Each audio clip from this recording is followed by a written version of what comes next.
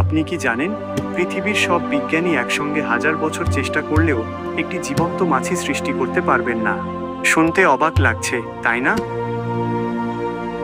আপনি হয়তো ভাবছেন, মানুষ চাঁদে যেতে পারে, কোটি কোটি মাইল দূরে মঙ্গল গ্রহে যেতে পারে, কৃত্রিম বুদ্ধিমত্তা তৈরি করতে পারে, আর এই সামান্য মাছি বানাতে পারবে না? না, পারবে না। এর কারণ হলো, প্রায় 1400 বছর আগে পবিত্র কুরআনে মহান আল্লাহ মানুষকে ঠিক এই ক্ষুদ্র প্রাণীটিকেই সামনে রেখে একটি চ্যালেঞ্জ ছুড়ে দিয়েছিলেন।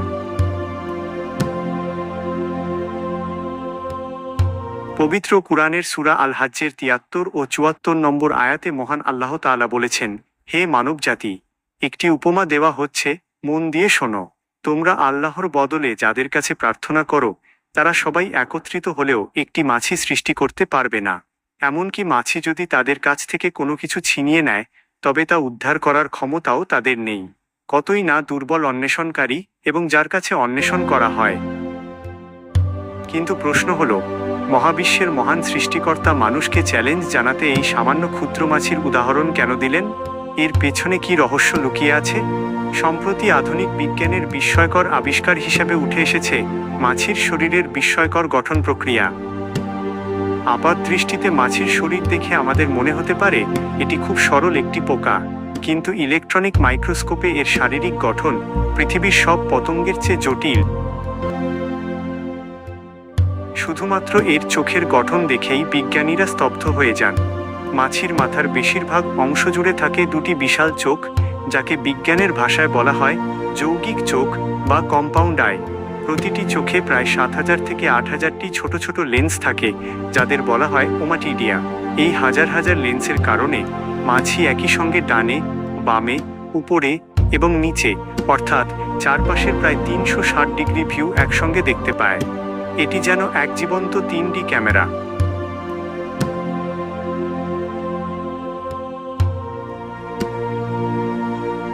এই উন্নত দৃষ্টিশক্তির কারণেই আপনি যখন মাছিকে মারতে হাত তোলেন, মাছি আপনার হাতের গতিকে স্লো মোশনে দেখতে পায় এবং আঘাত করার আগেই সেকেন্ডের ভগ্নাংশে উড়ে পালিয়ে যায়। মাছির ফ্লাইট কন্ট্রোল ক্ষমতা এতটাই বেশি যে এটি সামনের দিকে যত দ্রুত গতিতে উঠতে পারে, পেছনের দিকেও ততটাই দ্রুত গতিতে উঠতে পারে।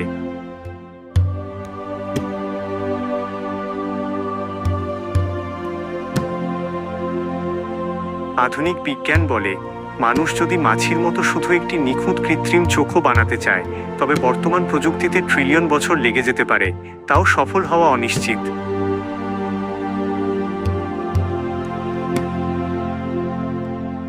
কুরআনের আয়াতে মহান আল্লাহ আরও একটি চমৎকার কথা বলেছেন, মাছি যদি তাদের নিকট থেকে কোনো কিছু ছিনিয়ে নিয়ে যায়, তবে তা পুনরুদ্ধার করার ক্ষমতাও তাদের নেই।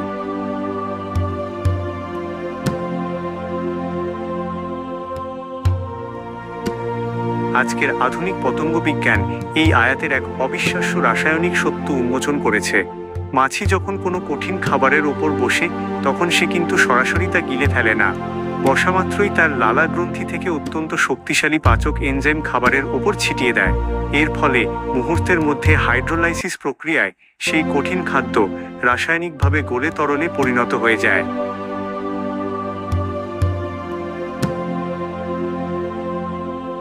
এরপর মাছি তার বিশেষ চোষক নালী বা প্রোবস্কিস দিয়ে তা শুষে নেয়। বিজ্ঞানের মূল কথা হলো, মাছি যখন আপনার খাবার থেকে এক ফোঁটা কিছু ছিনিয়ে নেয়, এই মুহূর্তেই খাবারটির ভৌত ও রাসায়নিক গঠন চিরতরে বদলে যায়।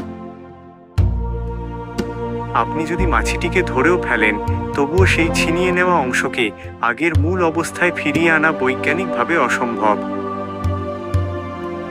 1400 বছর আগে কোনো গবেষণাগার ছাড়া এই সূক্ষ্ম রাসায়নিক সত্য কুরআনে কিভাবে বর্ণিত হলো?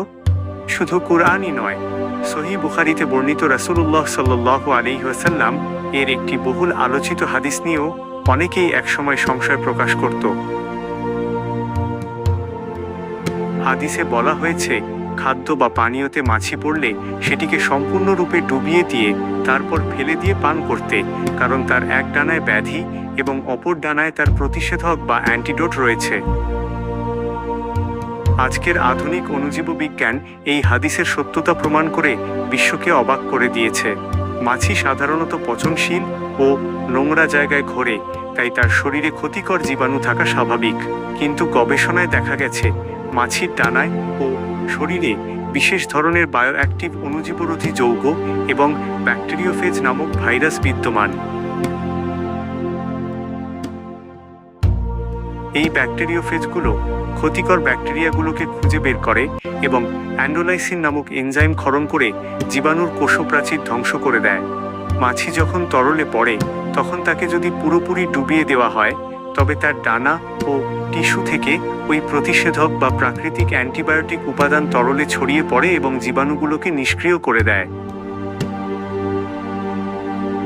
কুরআনের এই বার্তা আমাদের অহংকার ভেঙে দেয় এবং মনে করিয়ে দেয় মানুষ যতই শক্তিশালী দাবি করুক না কেন, মহান আল্লাহর সৃষ্টির সামনে মানুষ কতটা নিঃসহায় ও দুর্বল।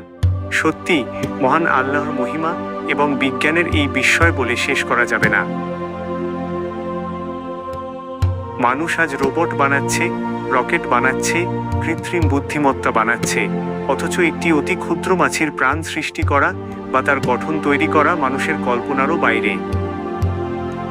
আমাদের এই কোরআন ভিত্তিক ব্যতিক্রমী আয়োজন যদি আপনাদের ভালো লাগে তবে অবশ্যই সাবস্ক্রাইব করবেন, ফেসবুকে ফলো করবেন, লাইক ও শেয়ার করবেন।